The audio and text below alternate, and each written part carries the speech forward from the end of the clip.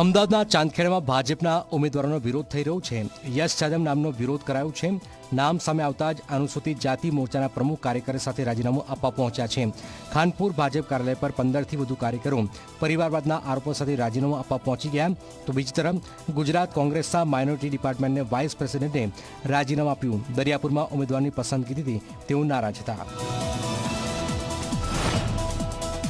10માંથી એને કોઈ બીને ટિકિટ આપે તો અમે દિલથી કામ કરશું, પણ એ લોકોએ અમારું કંઈ માને ગણ્યું નહીં અને પાર્ટી એમ કહેતી કે ભાઈ આપણે પરિવાર નહીં ચલાવીએ, પરિવારના કોઈને માણસને નહીં આપીએ।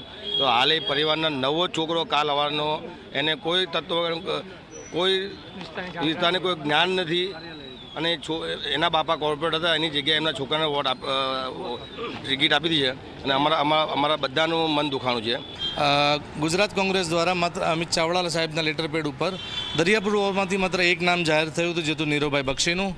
તેમ છતાં એક્સ એમએલએ ગ્યાસુદ્દીનભાઈ શેખ સાહેબે પોતાની રીતે આખી પેનલ ડિક્લેર કરી, પેનલનો વરઘોડો કાઢ્યો છે। જે બાબતનો વિરોધ કોંગ્રેસ પાર્ટીને બી ખબર છે, પીસીસી પ્રેસિડેન્ટને બી ખબર છે કે એમનો વિરોધ ચાલી રહ્યો છે। દરમિયાનમાં અમે જેને બી મળ્યા છે અમને એક્સક્યુઝ એવો આપવામાં આવ્યો છે કે ભાઈ પાર્ટી પ્રોસેસિંગ કરી રહી છે, પણ હાલ અત્યારે અમને દેખાતું નથી ક્યાંય, કોઈ પરિસ્થિતિ એવી નથી।